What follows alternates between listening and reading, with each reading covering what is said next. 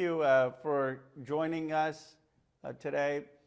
As you know, the Department of Justice has just started the release of documents to be in compliance with Thomas Massie and my law. I've been in touch with Thomas Massie all day. We actually reread the law just to make sure we understand everything that is required of them. First of all, the law requires all unclassified documents related to Epstein to be released. It's obvious they have not met that standard. Blanchard himself admitted that they only are releasing a few 100,000 documents, and the rest of the documents they will be releasing in the weeks ahead. It is disappointing that they haven't been able to release these documents on time in compliance with the law. While it's clear they're trying at the very least to meet the deadline, they should have been able to do more. And if they couldn't do it, they should have met with the survivors' lawyers or with the Oversight Committee or with Massie and me to explain why not. But at this point, what we need is a clear timeline of when the rest of the documents will be released and an explanation for why they did not release all of them today. If it is that they need more time to review everything for appropriate protection of victims, they need to explain that. But they need to give dates of when the rest of these documents will be released. The second thing is that some of the documents, I've just been scanning them, have very heavy redactions. This including documents for which judges ordered released, like the grand jury testimony in New York. They owe the Congress and the American public an explanation for every redaction. That I didn't see published on the DOJ page, but the law is very clear that any redaction has to be justified in writing. They need to do that. Third, from the survivors who I've talked to, they are appreciative that finally they're being heard, they're being seen, and documents are coming out. But what they care most about is that the documents come out that expose the rich and powerful men who either raped them, abused them, or were at these sex parties watching them be abused. There are many of these rich and powerful people. They showed up at these parties and they knew there were 16, 17-year-olds there. They want those names out. They want that information out. Specifically, they want the indictments drafts out, the initial indictment of Jeffrey Epstein in Florida. They want documents out in terms of the FBI witness interviews with a lot of these rich and powerful men. We will see if any of the documents that have been released are those documents. If not, we're going to continue to push for the actual documents which the American public wants to see. Look, the Justice Department has very little credibility. Pam Bondi said months ago there was nothing more to release. Now they've contradicted themselves. Obviously, there was more to release given that they're releasing hundreds of thousands of new documents. Now, the question is, how do we believe them?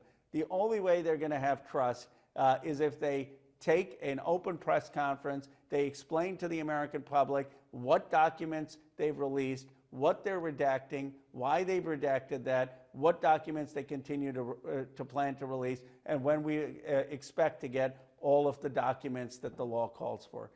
Thomas Massie and I will continue to explore all options to fight to make sure that they comply with the law, whether that is holding people in inherent contempt, recommending people for prosecution, recommending impeachment, or private lawsuits. I was encouraged initially when Todd Blanche said that we were going to have hundreds of thousands of documents released. So far, I have not seen much new. That doesn't mean we have, obviously, we're having a lot of lawyers go through them. I'm hopeful they will be some new evidence about the rich and powerful men who abused these survivors. And that is what we're going to look for to see whether even the initial batch is in good faith or whether this is more stonewalling on the Justice Department's part. With that, I'm happy to open it up to questions.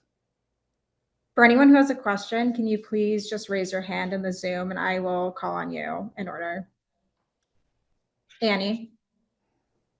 Thank you, Congressman Khanna, for taking time on this busy day for this.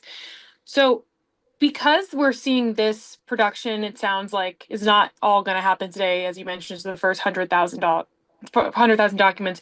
Do you view this as DOJ not complying with the law, or are you giving them room to produce everything as long as it comes within like a couple weeks or so. Like how soon do you feel like you would need to act when you talk about all the options that you mentioned on the table to try and hold them accountable if you see them not complying with the law?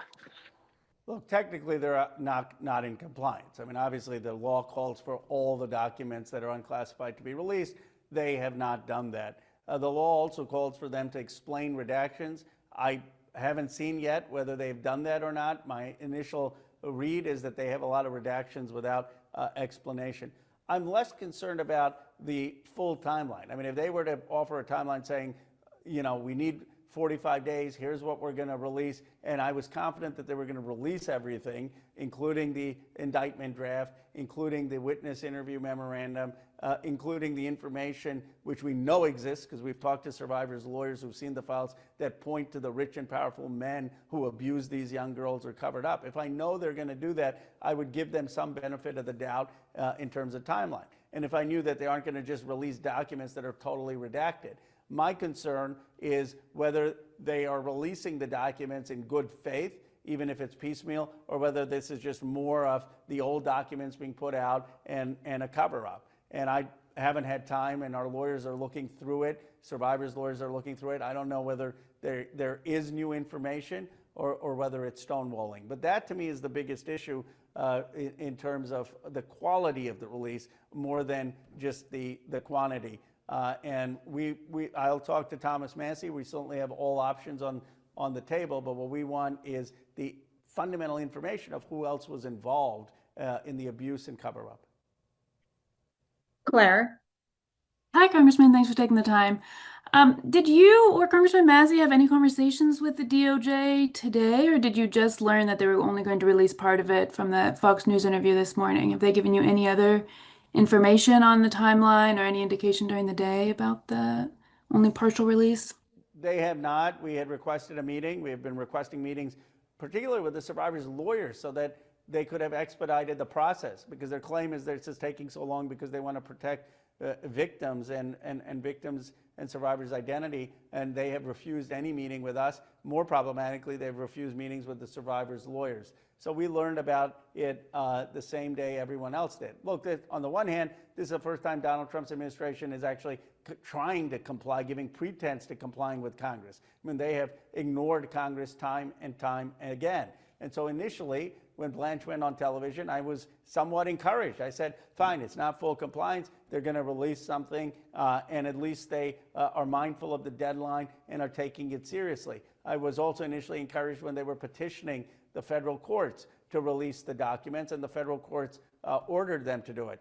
But so far, again, I reserve judgment until we see all of the release, things seem very heavily redacted, and it's unclear what is actually new information, and it's unclear whether the key documents are in there, which is shows the guilt of other rich and powerful men in aiding what Epstein did or covering it up.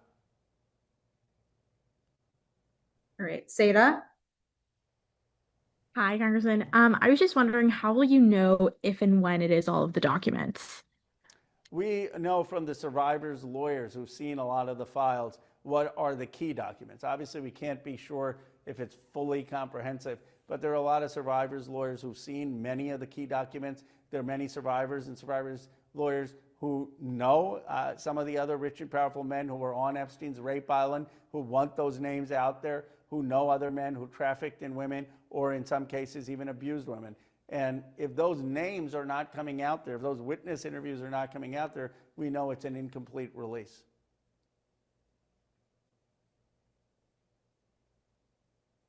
If anyone else has a question, feel free to raise your hand.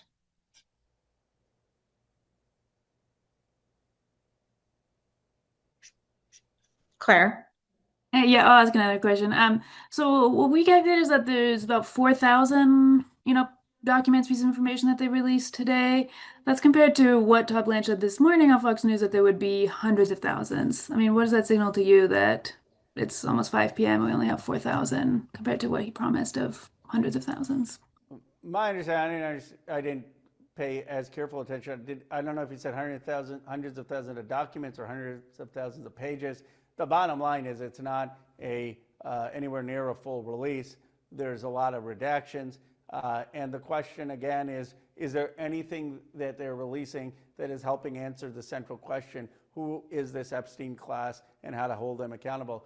So far, I have to say that the release has been disappointing from the initial read of it, but I reserve judgment until we go through all of the release.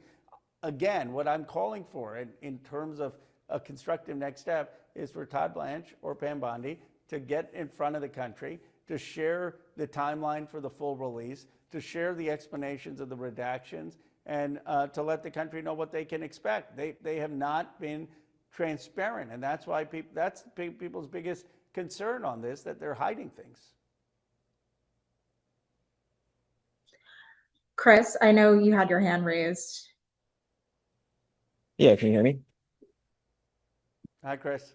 Hey, Congressman. I'm curious for your thoughts on what Todd Blanche said in the letter to members of Congress that was sent earlier today, I think, where he said that they identified the names of about 1,200 victims and their family members and were redacting them. I mean, is that enough explanation for you, or do you think that he needs to, elaborate further? Well, that explains if that's the only redaction. But my understanding is that some of these things are completely redacted. I believe there was more than just redacting the victims' names and family members. If that is the only redaction, then that's reasonable. But some of the initial documents I've seen suggest that there are more redactions. I think he should be asked clearly, are there other redactions? The law requires him to redact the victims' and survivors' names. The law is fine for him to redact the family members' names of those victims. But what is not fine is for him to engage in additional redactions without any explanation. And that's the question that we have. Nicole. Hi, thank you, Congressman, for doing this. I know your colleague on oversight, the ranking member, Robert Garcia, indicated that if the full files weren't released, that, they would consider using every tool available, including potentially exploring legal action. At what point do you think that would be warranted? Well, the question is who is standing to sue. The survivors certainly have standing. Independent public and journalists have standing. Congress can support those kind of lawsuits in terms of standing to sue. I believe all these options need to be on the table, but my interest with Thomas Massie has never been to score political points against the Justice Department or Pam Bondi or Donald Trump. I really care about these files being released. That's why in the morning my tone was actually fairly give them the benefit of the doubt. He's saying hundreds of thousands of files, let's see. My concern now are they really releasing the things that the survivors want, which is to understand who are these rich and powerful people who abuse them. And if it looks like it's a release just of information we already know or things that are totally redacted that aren't helping Americans answer that fundamental question, then of course we need to continue to up the pressure. But the goal, as far as Thomas Massie and I are concerned, is how do we actually get the files released that the survivors want? Monica. Hi, Congressman. Thanks for doing this. If that's, obviously you said individuals, journalists, et cetera, can pursue legal action if need be. But in terms of other tools at your disposal as, a member of Congress, is there any other potential action that Congress could take? Oversight, I imagine. But what are there any other tools at your disposal that you all could use or are considering? We could hold impeachment hearings for Pam Bondi if it gets to that, or Todd Blanche. We could hold them in inherent contempt of Congress, again, if it gets to that. We could refer Justice Department officials for criminal prosecution if it looks like they have engaged in excessive redaction or tampering. And we can support lawsuits to abide by the law. All options are on the table. But the other thing that we're thinking of doing, and having been in touch with survivors and survivors' lawyers, is bringing the survivors back to the Capitol Hill to demand compliance with the law. More than any of the oversight hearings, more than any speech Massie or I made, or more than any congressional maneuver, what moved this country were the 2 times that the survivors stood in front of the Capitol to tell their story. And I will have them back with Thomas Massie and Marjorie Taylor Greene in the new year if this release does not get the information out that the law requires it to get out. Stephen? Thank you. Thank you, Sarah, and Congressman Khanna. We want to know where Congress is on releasing records related to banks like JP Morgan and Deutsche Bank that facilitated Epstein's transactions despite a lot of red flags. What could accountability look like for these financial partners? Well, some of those documents should be coming out on the release based on the law. And Ron Wyden has done a lot of investigation into those documents as well. And there needs to be accountability if loans were being made to Jeffrey Epstein or financing extended, knowing that he had been convicted of crimes of the worst kind, knowing that he was engaged in underage abuse. And those individuals need to also come before the Oversight Committee and explain themselves. So that is part of the release that we will be looking for. Are those financial documents part of it? Jessica? Hi, the ongoing narrative that Bill Clinton's inquiry launched by the Justice Department is a reason to withhold files. I'm curious what you make of that narrative and if you've had any indication from the DOJ or Bondi's office that the inquiry into Clinton is a reason for documents being withheld or redacted. Well, first of all, that's a small part, even if that's the investigation of the entire Epstein files. And secondly, if that is the rationale for any of the redactions, the law requires them to explain that. So yes, the law allows you to have certain narrow redactions for ongoing investigations as long as those redactions are minimum, but it requires you to say that. So Pam Bondi would have to say, this document is redacted because of an ongoing investigation on Bill Clinton. And so far, she hasn't said that. I mean, we had Chris's point, we had a letter where there were redactions for survivors and survivors' family members. Those redactions are appropriate based on the law. And if there are other redactions because of an ongoing investigation, they need to explain that that's what they're doing. If anyone else has a question, please feel free to raise your hand. You could get us earlier, on text and other things. We just thought this would be easier given the interest, and Sarah and others were getting inundated, so we thought it'd be simpler to just do one call. But any final questions? If not, I'm sure Sarah will be able to get you responses, but we just wanted to be responsive to everyone in this way.